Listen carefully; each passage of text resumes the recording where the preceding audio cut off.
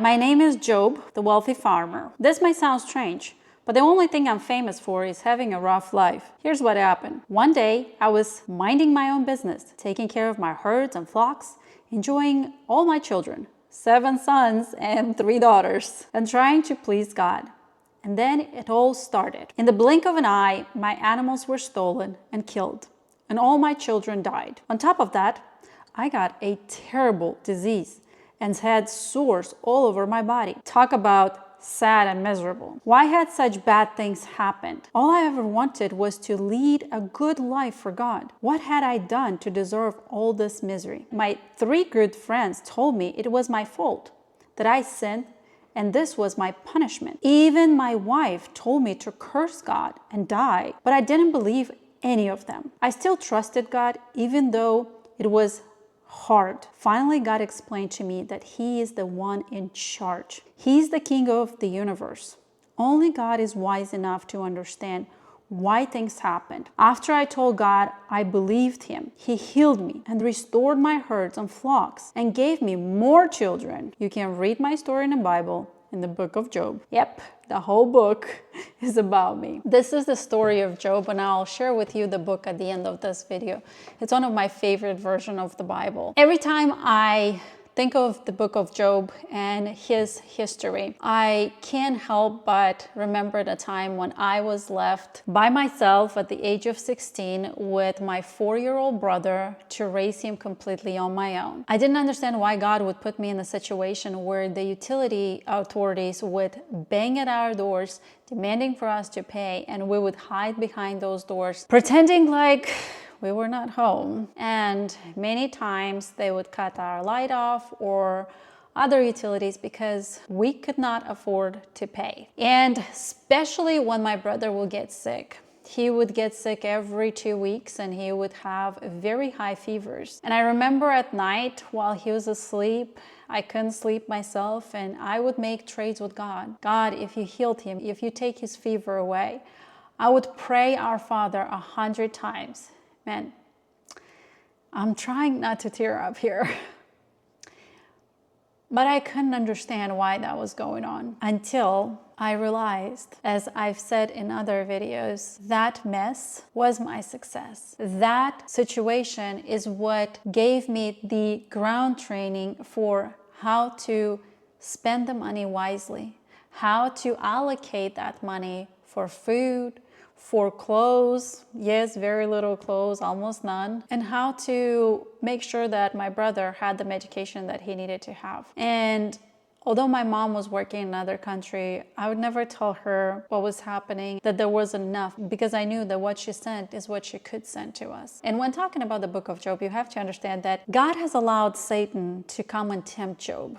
He said that you can take everything away from Job except his life. And he was a wealthy farmer, and he had all that I just read, and my gosh, God bless his wife with 10 children. And in the spur of a moment, his whole life comes crashing down and things are taken away from him. And if you have noticed, he said that even his friends said that he was at fault. Now, how many friends have you had that told you, well, what you're getting today is your fault? That might be true, okay? The seeds that we sow is the fruit that we reap. So that might be true. But if you have been faithful and you've been sowing good seeds and your life is turned upside down and you don't understand why, Job is a good example. And understanding that God allowed for him to be tested because he knew that no matter what would happen, he would still love and serve God. When I think that my problems are big, I go and read the book of Job,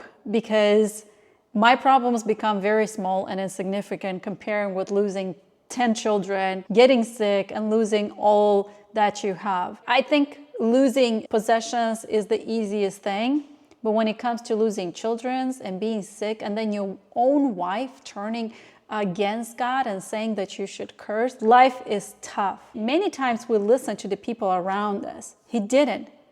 You have to be very careful what you allow in your mind and what you allow in your heart, even if it's from very close people. But because he stayed faithful, because he did not curse God, and because he didn't listen, God gave him even more wealth than he had before. God gave him children too. He blessed him above and beyond. But those moments of difficulty made Job stronger, made him wiser, made him even more faithful in God. A lot of times what happens is that we put our faith and our worth in the possessions that we have. We feel secured by them. And the possessions that God has blessed us with are not our worth, are not what we should be grounded in. All of these things are God's. And if we are anchored in God, no matter what's going away, we are standing strong. The story of Job is such a perfect illustration of a seed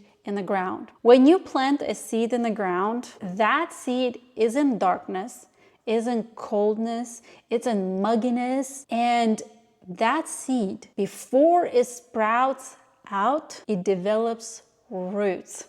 It grows roots.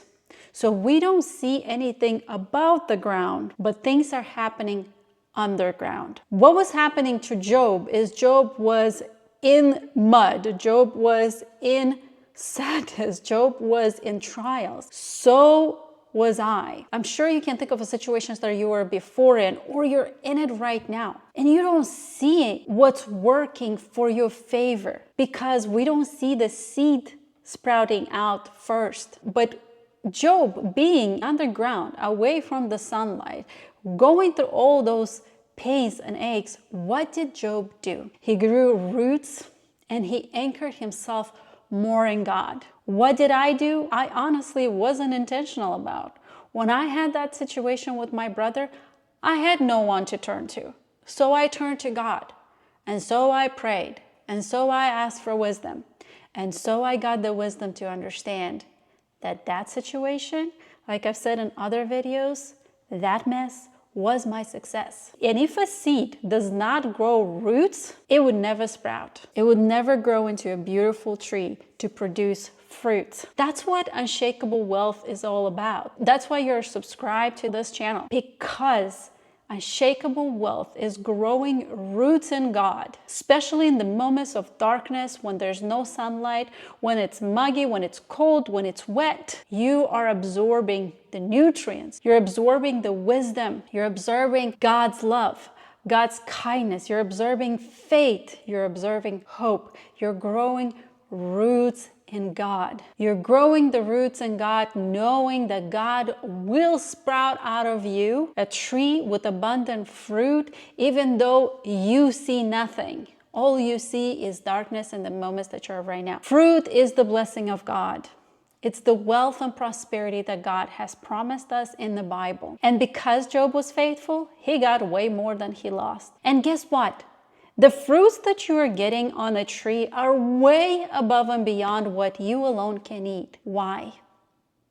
Because those moments of difficulty are the things that God uses in your life to feed others, are the things that God has blessed you with in your life. Even now, it might not feel this way, but you are going to sprout fruits. And those fruits not only are going to be a blessing for you, but are going to be a blessing for other people around you. I remember when people would say, well, your mom doesn't care about you. She doesn't love you. How could she have left you? God is not loving you. He wouldn't have done this to you. God would have never allowed for you to be alone and raise the child by yourself. If there was God, he would have seen how difficult it is for you to go to school and handle your brother and do the cooking and the cleaning and the spending and everything else that comes with living alone at 16 and raising a 4-year-old. I've heard so many times that if God is so great, then why is he letting you and other people go through this? Because the thing that God allows and brings into my life and yours work for me, work for you and not against. Because people lack the wisdom to understand how such things like this work for better for everyone. Because people fail to understand how a seed germinates in the ground. And only by germinating in the ground and only by growing roots first in God is when that seed has the full potential to sprout up into a beautiful tree and get a tremendous amount of fruit to be a blessing in their life and in the life of others. Because God knows all the pieces of your life puzzle, and guess what? He also knows how they perfectly fit together and when they will perfectly fit together. It's according to His time and it's according to His will. And it might not be our time, of course. We might not have the understanding or the long-term vision that He has for our life. We might not have the full picture of our life puzzle. But guess who does? He does. Not only He knows every single piece of that puzzle, but He sees the beautiful picture. That beautiful picture is a life of prosperity. When you root yourself in God, when you build that unshakable wealth by growing roots in God's glory, in God's wisdom, in God's power, in God's kindness, in God's love, He has promised us. And God is a faithful God. God keeps His promises. We humans might fall short. We humans might not keep our promises, but God always keeps His promises. So do you have the courage to trust God? Fully trust God? Do you have the courage to make the decision, the free will choice, to understand that what you're going through right now, to understand that your hard season is your blessed season? The question that we need to ask ourselves in the hard seasons is, what do I need to learn here, God? What are the learning that I need to take to move forward? Which parts of me, God, are you shaping and molding? Because if we don't learn those things, guess what happens? We keep ourselves in those hard seasons. Only when we learn the lessons, when we gain the wisdom in those hard seasons, is when we get out of those seasons and into a prosperous and wealthy life. God is calling you to first understand your lessons in the hard season and appreciate the blessings of those lessons. Be thankful for the season and take those lessons to advance His kingdom. Be faithful and know that He knows every single piece of your life puzzle, and He's gonna work it all for your good and your benefit.